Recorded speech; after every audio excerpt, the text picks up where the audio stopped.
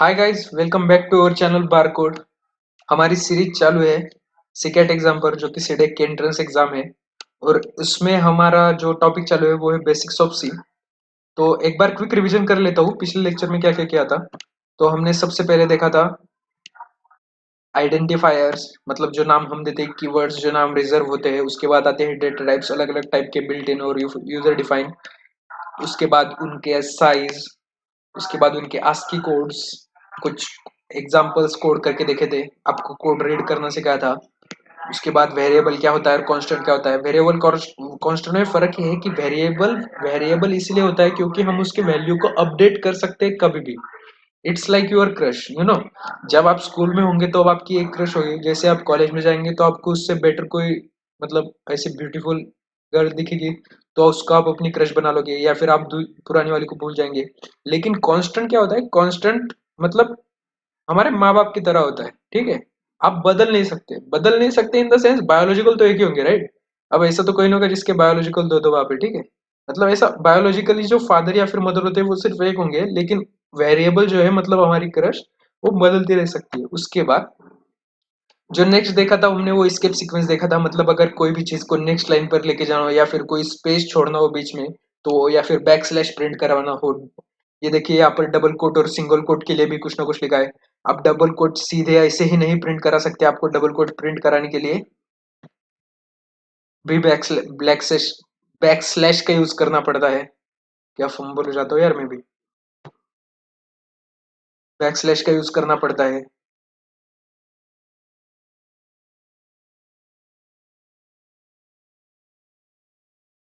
Okay, सो यहाँ तक हम आ चुके थे। अब इसके आगे देखते हैं। आज हम जो मेन टॉपिक पढ़ने वाले हैं वो है सी इंस्ट्रक्शंस। सबसे पहले तो डिक्लेरेशन इंस्ट्रक्शन, जो मैंने आपको पता चला है, उसका पर्पस क्या है कि किसी भी वेरिएबल को डिक्लेयर करना। फॉर एग्जांपल यहाँ पर दिखा है इंट बेसिक अंडरस्कोर सेल। जैसा कि मैंने आपको बोला कि आइडेंटिफायर में सिर्फ अंडरस्कोर अलाउड है देना, अंडरस्कोर के अलावा आप कोई भी स्पेशल कैरेक्टर नहीं दे सकते। अभी बेसिक सेल क्या है? वेरिएबल का नाम है। यहाँ पर आप कुछ भी रख लो, यहाँ पर आप अपना नाम रख लो, अपना सरनेम रख लो, कुछ भी रख लो, ठीक है। तो उससे कुछ फर्क नहीं पड़ने वाला। वैसा ही कैर का नाम है, वैसा ही एक कैर डेटा टाइप है। और ये जो है नेम, वो वेरिएबल है, आइडेंटिफायर है जो कि हमने दिया है, ठीक है। तो ये जो है वो डिक्लेरेशन इंस्ट्रक्शंस है, मतलब पहले आप डेटा टाइप लिखो, फिर उसके बाद उस वेरिएबल का नाम लिखो, फिर अगर उसे इनिशियलाइज करना है तो इज इक्वल टू, और फिर वो जो वैल्यू लिखो और उसको क्लोज कर दो सेमीकोलन के साथ। हर सी कोड में सेमीकोलन बहुत इंपॉर्टेंट है। मतलब सी के, मतलब लगभग 90% लाइंस पर जो है ये सेमीकोलन आपको दिखेगा। अगर कहीं पर नहीं है तो मतलब आपका कोड गलत है, ओके। अब जो कोड करते हैं उनको पता हो गया, फिर जो कोड नया नया सीख रहे हैं उनको बहुत सारे एरर आते होंगे, तो उनमें से 10 में से 6 टाइम तो ये होता होगा कि कहीं पर सेमीकोलन छूट गया।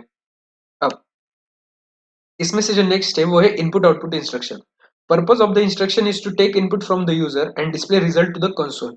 मतलब अब जैसे कि ये था हमारा, ठीक है। अब लेट से यहाँ पर मुझे कुछ प्रिंट कराना था, तो मैंने क्या किया? प्रिंटफ का यूज किया, राइट। तो प्रिंटफ क्या है? मेरा आउटपुट इंस्ट्रक्शन है। अब लेट से मुझे यूजर से कुछ वैल्यू लेनी है, तो उसके लिए जो इंस्ट्रक्शन यूज होती है वो है स्कैनफ, ठीक है। एक मिनट में ऊपर लिख लेता हूँ इसको, स्कैनफ। तो स्कैनफ का फॉर्मेट क्या है? सबसे पहले डबल कोट्स, उसके बाद उसमें लिखना पड़ता है फॉर्मेट स्पेसिफायर, मतलब हम किस टाइप की वैल्यू एंटर करने वाले। हम फ्लोट टाइप की करने वाले, इंटीजर टाइप की करने वाले। लेट्स से फॉर एग्जांपल अभी के लिए हम सिर्फ इंटीजर टाइप की वैल्यू के साथ खेल रहे हैं। तो इंटीजर टाइप की वैल्यू के लिए यूज होता है परसेंट डी का, परसेंट डी। लेट से हम दो वैल्यूज लेने वाली, तो दो वैल्यूज के लिए क्या करना पड़ेगा? परसेंट डी दो बार लिखना पड़ेगा। स्पेस दो न दो इसको कोई फर्क नहीं पड़ता, ठीक है।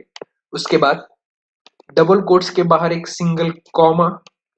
उसके बाद क्योंकि हम यहाँ पर दो इंटीजर वैल्यू लेने वाले, तो उन दो इंटीजर वैल्यू को स्टोर करने के लिए हमें लगेंगे दो वेरिएबल, ए और बी। लेट से कोई भी, अब हमने ये ए और बी डिक्लेयर नहीं कर रखे, तो अगर हम इसी कोड को रन करेंगे तो ये तो हमें एरर दे देगा, ठीक है। तो हम क्या करेंगे? यहाँ पर इनको डिक्लेयर कर लेंगे ए कॉमा बी, ठीक है। तो ये डिक्लेयर इंस्ट्रक्शन। उसके बाद ये हो गई इनपुट इंस्ट्रक्शन। मतलब क्या? अब यहाँ पर एक चीज छूट गई मुझसे। जब भी हम इनपुट लेंगे तो हमें ये ए वेरिएबल के एड्रेस पर स्टोर करनी है। तो एड्रेस को रिप्रेजेंट करने के लिए जिस सिंबल का यूज होता है वो है एंड परसेंट का, ठीक है। तो आप जब जब भी इनपुट स्टेटमेंट लेंगे तो आपको याद रखना है कि आपको एंड सिंबल का यूज करना है, ठीक है। ये सिर्फ एरेज और पॉइंटर के केस में यूज नहीं होता क्योंकि वो बाय डिफॉल्ट ही एड्रेस को रिप्रेजेंट कर रहे होते हैं। लेकिन जब भी आप कोई भी इंट, फ्लोट या फिर कैर टाइप का रिप्रेजेंट करेंगे तो उसके पहले आपको एंड परसेंट जरूर लगाना है, ठीक है। अब एक बार रन करके देख लेते हैं इस कोड को। ओके, देखिए मैंने जैसा बोला था, हमने यहाँ पर सेमीकोलन छोड़ दिया तो वो ये एरर बता रहा है कि expected error semicolon before printf. Before printf मतलब ये प्रिंटफ के पहले सेमीकोलन चाहिए, ठीक है। मतलब वो एरर प्रिंटफ पर बता रहा है लेकिन एरर जो है वो उसके अगली लाइन पर है, उसके पहले। अब हमें हम दो वैल्यूज डालेंगे। लेट्स से मैंने डाला 2 और दूसरी वैल्यू डाला। अब आपको वैल्यू एंटर करनी है, ठीक है। तो एंटर का यूज कर सकते हैं या फिर आप स्पेस बार का यूज कर सकते हैं, 2 और 1। तो इसके बाद क्या होगा, जस्ट अ सेकंड।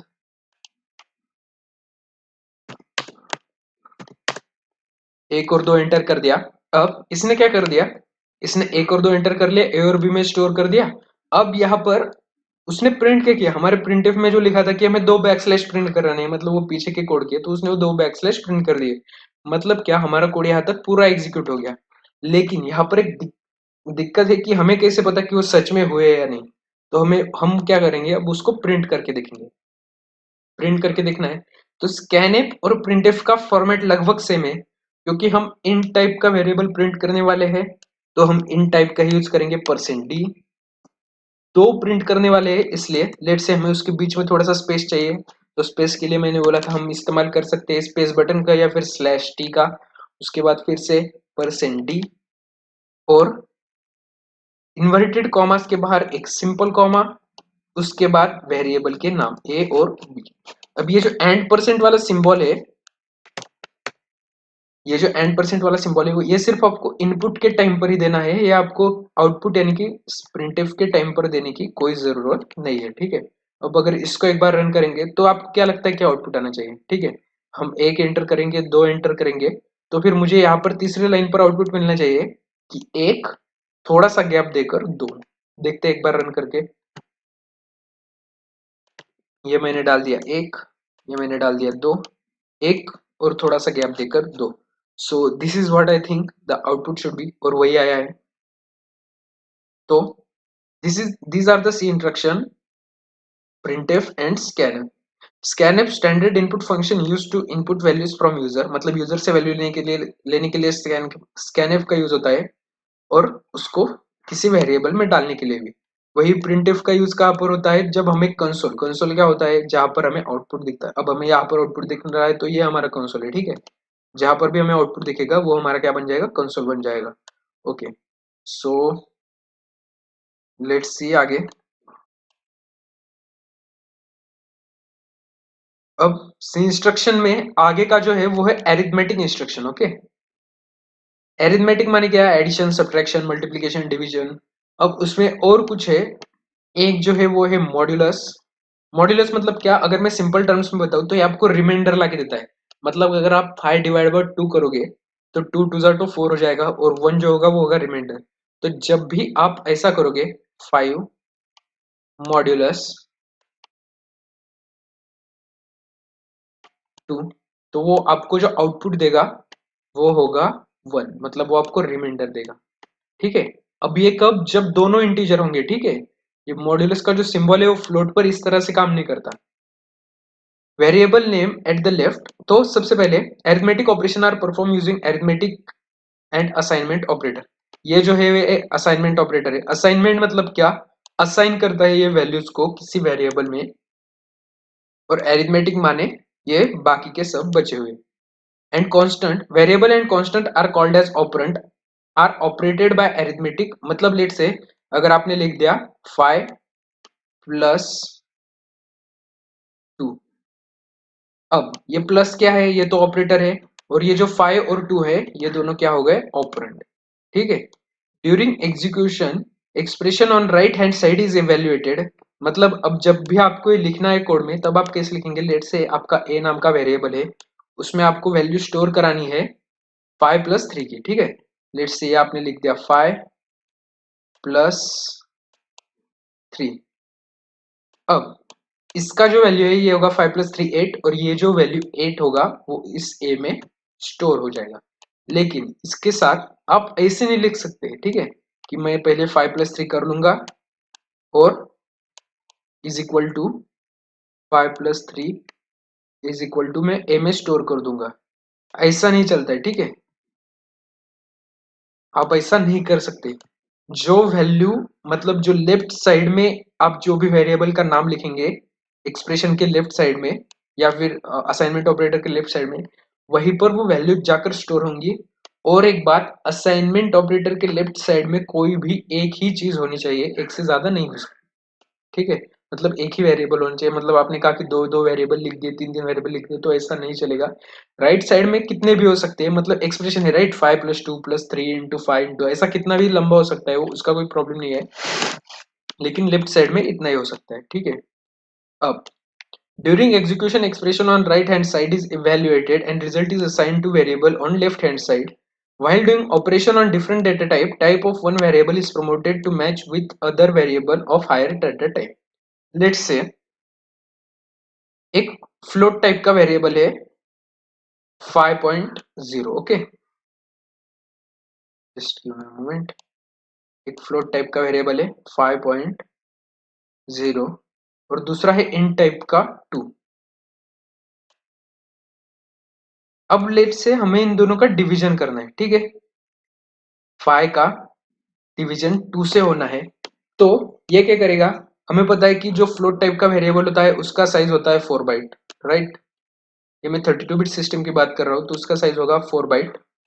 वहीं पर इंटीजर का जो साइज होगा वो होगा 2 बाइट।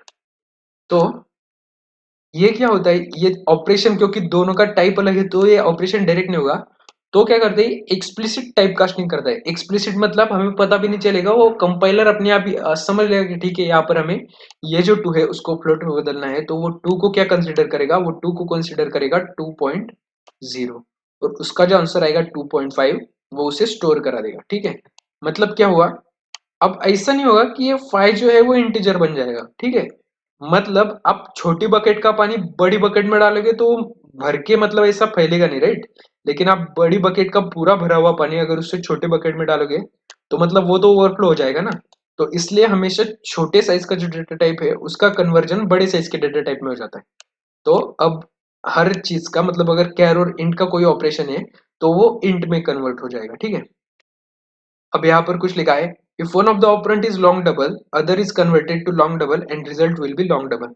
अब लॉन्ग डबल का सीन क्या है, लॉन्ग डबल जो है वो सब ऐसा वेरिएबल है, ऐसा वेरिएबल का डेटा टाइप है जो सबसे ज्यादा स्पेस लेता है मेमोरी में। तो बाय डिफॉल्ट अगर वो कहीं पर भी आएगा तो उसके सामने कोई भी हो वो हार मान लेगा और वो बोलेगा ठीक है मैं भी लॉन्ग डबल बन जाता हूँ, ठीक है। ऐसा सीन है। उसके बाद है else if one of the operand is double other is converted to double and result will be double. अब अगर पहला लॉन्ग डबल नहीं है तो उससे छोटा लेकिन बाकी सबसे बड़ा कौन है, डबल, तो वो डबल क्या करेगा, बाकी सबको हरा देगा और बोलेगा आ जाओ, मतलब मेरे जैसे बन जाओ। अब वैसे ही यहाँ पर आगे भी लिखा है, if one of the operand is float, double के बाद आता है फ्लोट, उसके बाद आता है अनसाइन लॉन्ग इंट, उसके बाद आता है अनसाइन लॉन्ग इंट। वैसे ही else if one of the operand is unsigned int, that's the thing, और वो ऐसे ही चलता रहता है। अब ये हो गया, सॉरी ये जो टाइप कास्टिंग हुआ इसे इम्प्लिसिट टाइप कास्टिंग कहते हैं। इम्प्लिसिट मतलब क्या, ये अपने आप ही हो गया, हमें इसमें कुछ करने की जरूरत पड़ी नहीं, इसने अपने आप ही समझ लिया कि यहाँ पर टाइप कास्टिंग की जरूरत है, हमें इसमें कुछ नहीं करना पड़ा। लेकिन एक और कन्वर्जन होता है जिससे कहते हैं एक्सप्लिसिट टाइप कास्टिंग। एक्सप्लिसिट मतलब क्या, लेट्स से हमें चाहिए कि हमने जो पहले 2 इंटीजर स्टोर किया था अब वो फ्लोट बन जाए। अब आपको चाहिए, अब ये आपको उसको बताना चल पड़ेगा कंपाइलर को कि मतलब वो जो पहले हमने इंटीजर टाइप का स्टोर किया था तुम अब उसको बदल के फ्लोट बना दो। तो उसके लिए सिंटैक्स क्या है, सबसे पहले आपको लिखना पड़ेगा उसके टाइप का नेम, ठीक है। अब टाइप का नेम इन द सेंस कि मतलब लेट से आपको नया क्या टाइप चाहिए, लेट से मुझे नया टाइप चाहिए उसका फ्लोट, ठीक है। तो मैं यहाँ पर लिखूंगा फ्लोट ब्रैकेट में, ओके, ब्रैकेट में लिखूंगा फ्लोट और उसके बाद लिखूंगा एक्सप्रेशन। लेट से मैंने वो जो पहली इंटीजर की वैल्यू थी वो ए वेरिएबल में स्टोर की थी, मतलब ए वेरिएबल है इंटीजर टाइप का जिसमें वैल्यू स्टोर है 2। अब उसे मुझे बनाना है फ्लोट। तो मैं क्या करूंगा, लिखूंगा ब्रैकेट में फ्लोट, उसके बाहर लिखूंगा ए, मतलब वेरिएबल का नाम। This is what I called explicit type casting. Okay, मैं आपको एक बार इसका कोड करके बताता हूँ। ये कुछ एग्जांपल है, मतलब अगर 5 डिवाइड बाई 2 होगा, अब दोनों इंटीजर है तो कोई कन्वर्जन नहीं होगा। हाँ, लेकिन ये डिवीजन का देखिए, क्योंकि दोनों इंटीजर है तो ये पॉइंट तो बनेगा नहीं आंसर, क्योंकि दोनों का साइज सेम है। तो जो ऑप्शन आएगा वो मतलब 5/2 जो 2.5 होता है, वो 0.5 तो चला गया मतलब उसके लिए जगह ही नहीं है ना रखने के लिए। तो वो क्या करेगा, 0.5 को हटा देगा, बोलेगा भाई तू निकल, और जो फाइनल आंसर आएगा वो आएगा 2। सिमिलरली अगर 5.0 डिवाइड बाई 2 होगा, ये फ्लोट है ये इंट है, तो ये दोनों बन जाएंगे फ्लोट, और उसके लिए इसका जो आंसर आएगा वो फ्लोट आएगा। सिमिलरली यहाँ पर भी हो रहा है, वैसे ही यहाँ पर भी हो रहा है, और वैसे ही यहाँ पर भी हो रहा है। अब देखिए, अगर एक बार मैंने आपको पहले बताया था, अगर ये एफ नहीं होगा तो इसका जो साइज है, मतलब इसका जो डेटा टाइप है 2.0 का, क्योंकि यहाँ पर कहीं पर कोई डिक्लेयर तो कर नहीं रखा है, तो बाय डिफॉल्ट वो साइज क्या होगा, अगर आप बता पाए कमेंट सेक्शन में तो मजा ही आ जाएगा, क्योंकि मैंने पहले भी बताया है। तो अगर आप किसी भी फ्लोट वेरी मतलब फ्लोट को डिक्लेयर नहीं करते और सीधा लिख देते, मतलब 2.0 2.5 या फिर 3.6 ऐसा कुछ भी, तो वो उसे बाय डिफॉल्ट ट्रीट करता है डबल की तरह। और डबल जो है वो फ्लोट से ज्यादा स्पेस लेता है हमारे प्रोग्राम में। तो अगर आपको उसे फ्लोट में बदलना है तो आपको उसके आगे लिखना पड़ेगा small F. I think that's clear. अब वैसे ही, अब अगर आप देखें ये 2.0, ये 2.0 का साइज मतलब इसका डेटा टाइप क्या है, इसका डेटा टाइप है डबल। ये 5.0 एफ का डेटा टाइप क्या है, इसका डेटा टाइप है फ्लोट। अब फ्लोट और डबल में बड़ा साइज किसका है, फ्लोट और डबल में बड़ा साइज है डबल का, राइट। तो ये क्या करेगा, ये एल मतलब यहाँ पर मुझे डी लिखना था, ठीक है। डबल का साइज बड़ा है, तो डबल के लिए एफ तो लिखने की जरूरत है नहीं, अगर कुछ नहीं लिखा है तो ऑटोमेटिकली डबल हो जाता है। कब, जब डिक्लेयर नहीं किया हो, ठीक है, नहीं तो कहीं पर भी कुछ भी मत डाल दिया करो, ठीक है। अब यहाँ पर ये डबल टाइप का हो गया, तो यहाँ पर इसलिए आउटपुट में एफ नहीं आया, ठीक है। अब नाउ वैसा ही ये डबल 5/2, मैंने जैसा कि कहा डबल के लिए कुछ नहीं लिखना पड़ता, तो दैट्स द रीजन वाई कुछ नहीं लिखा है। अब मैं आपको एक बार टाइप कास्ट करके दिखाता हूँ, ठीक है। लेट्स से यहाँ पर ये एक वेरिएबल है ए, मैं उसको इनिशियलाइज कर देता हूँ 2 से। हम यहाँ पर यूजर से कुछ इनपुट नहीं ले रहे, राइट, तो इसकी कुछ जरूरत नहीं है। अब यहाँ पर हमें प्रिंट करना है ए को, तो ये बी को हटाना पड़ेगा। अब हम क्या करेंगे, आगे जाके टाइप कास्ट कर देंगे ए को फ्लोट में। मतलब पहले जो ए था वो इंटीजर था, अब हमें उसे बनाना है फ्लोट, ठीक है। तो हम फ्लोट बनाना है तो इसके लिए हमें क्या करना पड़ेगा, परसेंट डी नहीं चलेगा, अब वहां पर लगेगा परसेंट एफ। ए नहीं चलेगा, ए को टाइप कास्ट करने के लिए क्या लिखना पड़ेगा, ब्रैकेट डेटा टाइप का नाम, bracket close. I think that should work, let's check, अगर कोई एरर आता है तो देख लेंगे। ओके, तो देखिए, एक मिनट में यहाँ पर स्लैश एन डाल देता हूँ, जिससे आपको वो दो आउटपुट दिखेंगे, मतलब नई लाइन पर दिखेगा नया आउटपुट।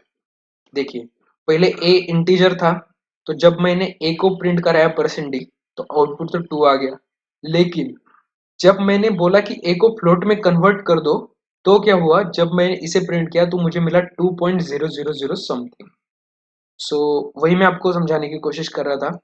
अब आगे बढ़ते हैं। नेक्स्ट जो टॉपिक है वो है कंट्रोल इंस्ट्रक्शन, जो हम अभी नहीं लेंगे, हम वो नेक्स्ट लेक्चर में लेंगे। मतलब हमारा अगला जो चैप्टर है ये बेसिक्स ऑफ सी के बाद, वो है control instruction. If else do while switch are the example of control instruction, वो यहाँ पर हम डिटेल में लेंगे, तो हम यहाँ पर उसके बारे में बात नहीं करने वाले। उसके बाद हम पहला प्रोग्राम रीड करेंगे हमारा, ठीक है। अब ये जो आपको सबसे पहली लाइन दिख रही है सिंपल सी प्रोग्राम, ये तो आपको लगेगा कि मैंने ही कुछ लिख दिया, ठीक है। तो इसे बोलते हैं कमेंट। आप कमेंट को आइडेंटिफाई कैसे करेंगे कि ये जो लाइन लिखी है वो कमेंट है या नहीं। कमेंट को आइडेंटिफाई करने का सिंपल तरीका, उसके आगे स्लैश और एस्ट्रिक का लगा रहता है, और उसके एंड में भी स्लैश और एस्ट्रिक लगा रहता है। ये दोनों चीजें लगी रहेंगी, ठीक है। और दूसरा तरीका क्या है कमेंट करने का, कि बैकस्लैश लगा दीजिए 3-4, ठीक है। अब यहाँ पर देखिए, लेट से मुझे यहाँ पर अपना नाम लिखना है कोड में, यहाँ पर मैं अपना नाम लिखता हूँ रोहित, और जैसे ही मैं इसे रन करूंगा ये मुझे एरर दे देगा रोहित नाम से कि भाई ये क्या है, ये क्या लिखा है तूने, ठीक है। अब ये बोल रहा है कि इसके पीछे सेमीकोलन लगा, लेकिन ये एरर देगा ही मुझे क्योंकि रोहित को कोई मीनिंग है ही नहीं। अब रोहित तो नहीं चल रहा तो, लेकिन मुझे रोहित तो लिखना है क्योंकि ये कोड मैंने लिखा है। तो मैं क्या करूंगा, स्लैश एस्ट्रिक मेरा नाम, उसके बाद फिर से एस्ट्रिक और स्लैश और रन। अब देखिए ये कोड बिना इसके रन हो गया, और ये रोहित कहीं पर आया भी नहीं। अब ये रोहित क्या मैं सिर्फ टॉप में लिख सकता हूँ? ये रोहित में कहीं भी लिख लूँ इस कोड को कोई फर्क नहीं पड़ने वाला, जब तक ये दोनों स्लैश और एस्ट्रिक के बीच में है तब तक, ठीक है। और एक तरीका क्या है कमेंट करने का, हम यूज कर सकते हैं स्लैश स्लैश 2-3 बार अगर हम यूज कर ले, तो इसके बाद हम जो भी लिखेंगे उसका कोई भी मतलब, अगर आपको सिर्फ ये कब यूज होगा, लेट से हमें कोई पैरा का पैरा मतलब ऐसा पूरा का पूरा पूरा करना है, ठीक है। अब देखिए, अब जैसे मैं न्यू लाइन पे जाता हूँ ये इसको कंसिडर करने लगा है, ठीक है। लेकिन अगर मैं यहाँ पर स्लैश एस्ट्रिक लगा दूं और इसे यहाँ पर क्लोज कर दूं, तो मैं उस स्लैश एस्ट्रिक के बीच में चाहे जितनी लाइन पर चाहे जितना कुछ भी लिख लूं इससे कुछ फर्क नहीं पड़ने वाला। तो कमेंट्स का इस्तेमाल क्या होता है अपनी अंडरस्टैंडिंग के लिए, यूजर को कमेंट से कोई फर्क नहीं पड़ता। ये बहुत सारे स्लैश का इस्तेमाल कमेंट करने के लिए कब होता है, जब आपको सिर्फ एक सिंगल स्पेसिफिक लाइन को ही कमेंट आउट करना होता है, ठीक है। अब लेट से जैसा कि हमारा एक कोड था, अब अगर मैं यहाँ पर ये जो इंस्ट्रक्शन काम कर रही है अगर मैं इसी को कमेंट आउट कर दूं तो क्या होगा, ठीक है। मतलब अब यहाँ पर मैंने स्टार्ट कर दिया, देखिए तो इसके नीचे का सब कुछ कमेंट आउट हो गया। कैसे पता चला? कलर बदल गया इसलिए। एक मिनट मैं इसे थोड़ा, ठीक है। अब मुझे क्या चाहिए कि मुझे सिर्फ एक करंट लाइन ही चाहिए, राइट। तो करंट लाइन के लिए मैंने क्या बोला, 3-4 बार ये स्लैश दबा दीजिए हो जाएगा काम। अब ये सिर्फ यही करंट लाइन कमेंट आउट है। तो अब जब हम इसे रन करेंगे तो सिर्फ ये प्रिंटफ वाली लाइन ही रन होगी, ये ऊपर वाली रन नहीं होगी। सिमिलरली अगर मैं ये जो इंट वाली लाइन है इसको कमेंट आउट कर देता हूं तो क्या होगा, एक जरा 10 सेकंड से जो कमेंट में बताइए मुझे कि क्या होगा, ठीक है। तो एरर आएगा। एरर क्यों आएगा? क्योंकि हमने कमेंट कर दिया तो ये इस लाइन को कंसिडर ही नहीं कर रहा है। और इस लाइन में हमने किया क्या था, इस लाइन में हमने किया था ए को डिक्लेयर और इनिशियलाइज। अब इस कोड के लिए ए अचानक से एग्जिस्ट ही नहीं करता है, ठीक है। मतलब ये थैनोस की चुटकी की तरह हो गया कि मतलब ये सब आराम से जिंदगी जा रही थी, ये थैनोस आया बैक स्लैश दबा गया खटाखट, और उसके साथ क्या होगा, ये जो ए था ये पूरा का पूरा मिट गया। अब ये ए तो यहाँ पर है लेकिन जब हम इसे रन करेंगे तो हमें कंपाइलर पूछेगा भाई कौन है ये, मुझे नहीं पता ए के बारे में, ठीक है। तो ये क्या बोलेगा, अनडिक्लेयर, मतलब कंपाइलर को पता ही नहीं है कि ए कौन है।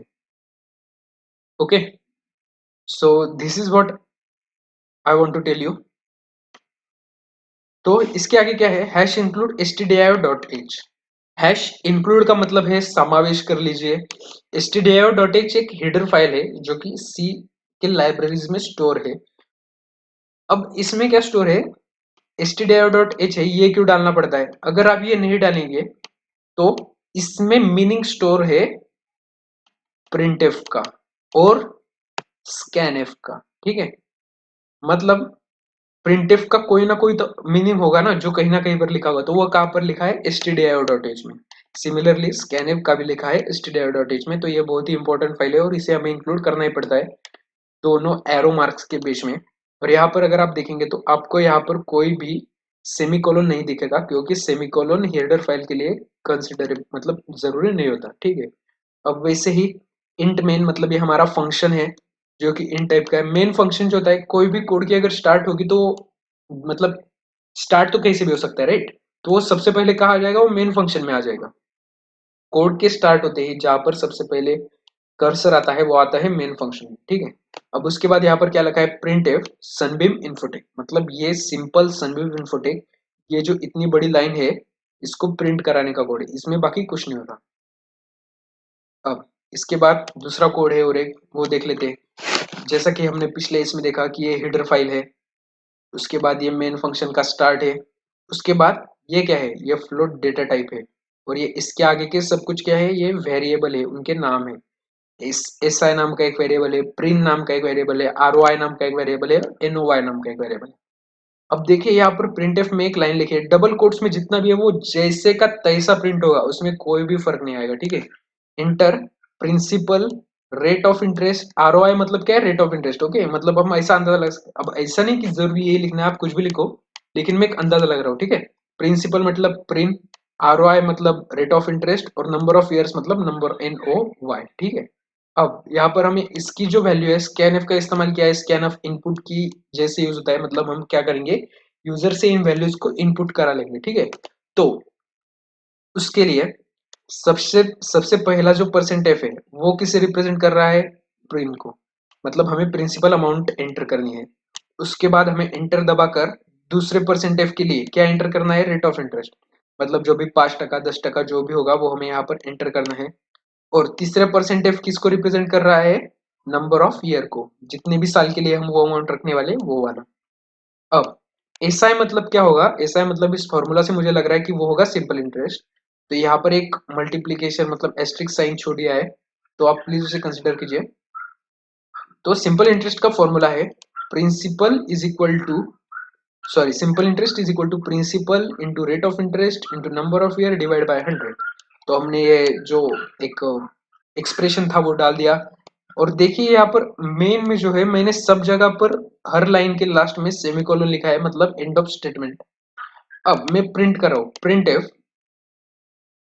ब्रैकेट इन्वर्टेड कॉमा प्रिंसिपल, ये प्रिंसिपल जैसे का वैसा प्रिंट होगा, ई भी जैसा का वैसा प्रिंट होगा, इज इक्वल टू भी जैसा का वैसा प्रिंट होगा, लेकिन परसेंट एफ, परसेंट एफ की जगह पर क्या प्रिंट होगा, प्रिंसिपल, ठीक है। मतलब प्रिंसिपल क्या है, जो लेट से हमने प्रिंसिपल डाला 1000, तो यहाँ पर क्या प्रिंट होगा, प्रिंसिपल ई is equal to 1000 backslash N, interest, interest क्या आएगा, सॉरी सिंपल इंटरेस्ट, दूसरा आएगा इंटरेस्ट है एसआई, एसआई मतलब उसकी जो भी वैल्यू आएगी वो प्रिंट हो जाएगी। आई होप आप कोड को रन कर पाए, मतलब रीड कर पाए। So let's see what is next. तो इसकी जो है वो है ऑपरेटर, लेकिन हम वो नेक्स्ट लेक्चर में लेंगे, क्योंकि वो भी एक थोड़ा सा लेंथी टॉपिक है, उसके लिए पूरा एक लेक्चर लग जाएगा। तो टिल देन गुड बाय। आप सब्सक्राइब कीजिए मेरे चैनल बारकोड को, और शेयर कीजिए अपने दोस्तों के साथ जो भी क्रिकेट की तैयारी कर रहे हैं। बाय।